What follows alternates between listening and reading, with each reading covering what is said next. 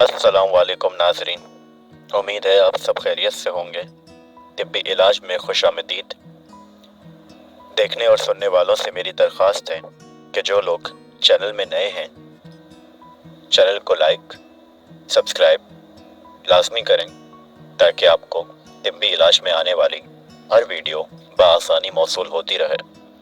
दोस्तों, आज के टॉपिक से पहले एक बात बता देना लाजमी है कि तिब्बी इलाज में हर वीडियो और उससे वाबस्ता नुस्खे जितने भी आपको अब तक बताए गए हैं उन सब की बाकायदगी से इंस्पेक्शन होती है, उसको इस्तेमाल किया जाता है, उसका एक्सपेरिमेंट किया जाता है, उसके बाद ही आपको बताए जाते हैं ताकि वो आपके लिए फ़ायदेमंद हो सके। ये मेरी पूरी कोशिश होती है और इंशाअल्लाह आगे भी पूरी कोशिश रहेगी। दोस्तों, वीडियो की तरफ चलते हैं, टॉपिक की तरफ चलते हैं। तो आज हमारा टॉपिक जो है वो काफ़ी नाजुक और पेचीदा है, पर ये टॉपिक, ये मसला आजकल हमारे इर्द गिर्द बहुत ज़्यादा है। हमारे घर में, हमारे घर के अफराद में, हमारे प्यारों में काफ़ी इसको देखा जाता है, पर इसमें मसला ये है कि इसको डायग्नोस नहीं किया जा सकता। इसके लिए बहुत ज़्यादा मुश्किलात पेश आती हैं कि इसको डायग्नोस बहुत मुश्किल से किया जाता है जब तक ये बढ़ चुका होता है। मैं बात कर रहा हूँ जिस टॉपिक की, जिस मसले की, जिस बीमारी की, उसे मालेगोलिया कहा जाता है। आसान लफ्ज़ों में इसको वहम और वसवसात कहा जाता है कि वहम होना या वसवसे आना। दोस्तों, इस मर्ज़ में मरीज़ के ख़यालात फासिद और परेशान कुन हो जाते हैं और मरीज़ खौफ, गम और वहम में मुब्तला हो जाता है। इस मर्ज़ में मरीज़ अकल से फारिग होकर इंसानियत के शर्फ खो बैठता है, जिसकी वजह से आदतों का बदल जाना नुमाया होता है। यूनानी में मालेगोलिया के मायने सियाह खल्क हैं, जबकि आम ज़बान में इसको वसवसात की कैफियत, खौफ व हरास की कैफियत कहा जाता है। इस मर्ज़ में मरीज़ की सोच बदल जाती है और मरीज़ इस मर्ज़ में एहसास कमतरी का शिकार हो जाता है। दोस्तों, मालेगोलिया, वसवसात, वहम, इस सब की वजह जानी जाए कि ये किस वजह से पेश आते हैं मामलात, या किस वजह से इंसान पे शुरू हो जाती हैं ये सारी चीज़ें। तो इस मर्ज़ का असल सबब सौदा की ज़्यादती से होता है, जिसकी वजह से बुखारात दिमाग की तरफ चढ़ते हैं, जबकि इस मर्ज़ का अक्सर सबब शिद्दत, हिमायत, सरआम या जुनून हो जाते हैं। अक्सर को ये अमराज मोरोसी हुआ करता है, जबकि औरतों में खून हैज़ के बंद हो जाने के सबब ये मर्ज़ हो जाता है। कसरत से दिमागी मेहनत, ज़्यादा जागना या एक ही चीज़ को बार बार हर वक्त मुस्तकिल तौर पे सोचते रहना, इस वजह से भी ये मर्ज़ पेश आता है। दोस्तों, मालेगोलिया की अलामात हाजमे में ख़राब हो जाना, इस वजह से आपका हाजमा ख़राब होता है, नफ्स की रफ्तार सुस्त हो जाती है और मरीज़ अक्सर डरता है, ख़ुदकुशी की तरफ माइल हो जाता है। जबकि इस मर्ज़ में कोई मरीज़ रोता है या कोई हंसता है, बेख्वाबी और बिला वजह की ऐसी सोचें जिनका आना गैर ज़रूरी होता है, क्योंकि दिन ब दिन वहम मरीज़ को इतना खा जाता है कि मरीज़ ये सोचने पर मजबूर हो जाता है कि ज़िंदगी ख़त्म होने वाली है और हर वक्त वो सोच सोच कर चकराने लगता है। इस ख़यालात की वजह से गर्मी या सर्दी का एहसास ख़त्म होता रहता है।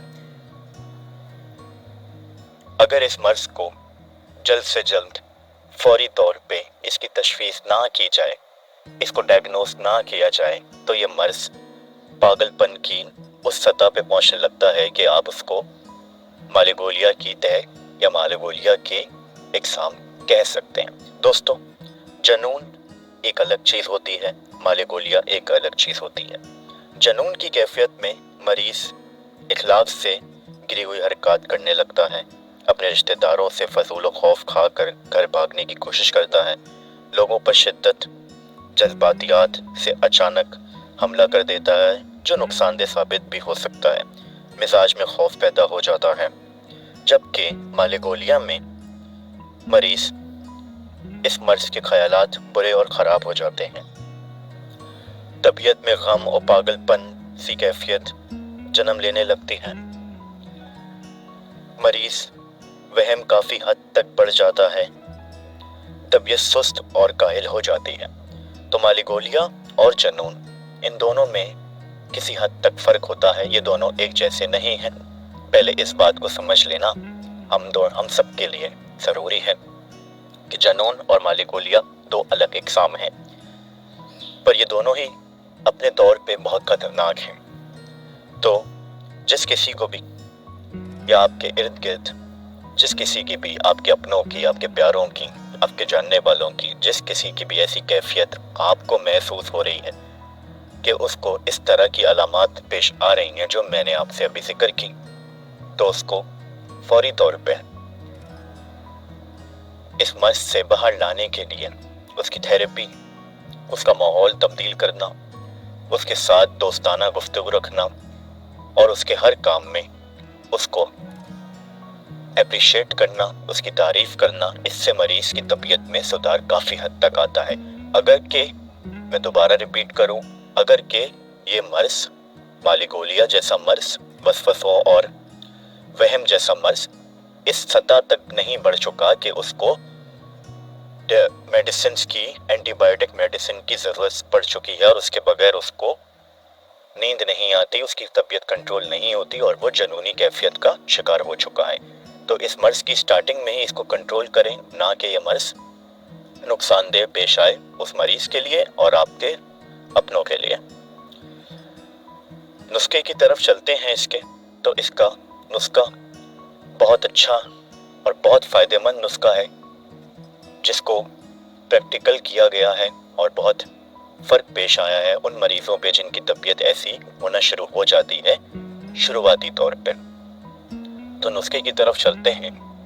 तो इसमें सबसे पहले आपने माजून निजा मरीज़ को देना है।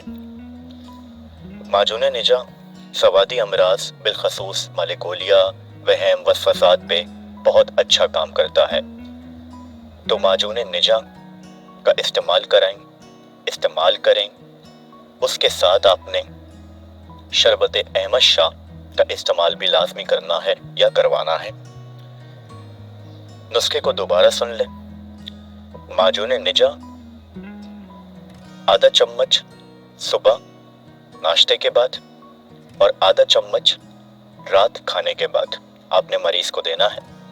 या आपको ऐसे वसवसे, आपको ऐसे ख्यालात या आपको ऐसा लगता है कि आपकी तबीयत ऐसी होती जा रही है, तो आप इसका इस्तेमाल खुद भी करें। साथ में अहमद शाह, शरबत अहमद शाह, इसका इस्तेमाल आपने दिन में एक बार करना है, सुबह या फिर दोपहर। 1 गिलास पानी में इसके 2 चम्मच हल करके पिएं या फिर पिलाएं। इंशाअल्लाह ताला उल अज़ीज़ ये नुस्खा आपके लिए बहुत ज़्यादा फ़ायदेमंद होगा। इस नुस्खे को इस्तेमाल कराया गया है और इससे काफ़ी हद तक मरीज़ की बिगड़ी हुई हालत या शुरुआती बिगड़ी हुई हालत एतदाल पर आई है और इससे मरीज़ को बहुत फ़र्क पड़ा है। माजून निजा और शरबत अहमद शाह, इसका इस्तेमाल लाजमी रखें, क्योंकि मालेगोलिया जैसा, जनून जैसा मर्ज कभी भी अपनी शिद्दत इख्तियार करने में देर नहीं करता, ये वक्त के साथ बढ़ता है अगर इसको पकड़ा ना जाए, इसका इलाज ना किया जाए टाइम पर। उम्मीद करता हूँ वीडियो आपको अच्छी लगी होगी। ऐसी मज़ीद वीडियोस देखने के लिए चैनल को लाइक करें, शेयर करें, सब्सक्राइब करें। मिलते हैं आपसे अगली किसी वीडियो में, तब तक के लिए अपना बहुत सारा ख्याल रखिएगा। अल्लाह हाफ़िज़।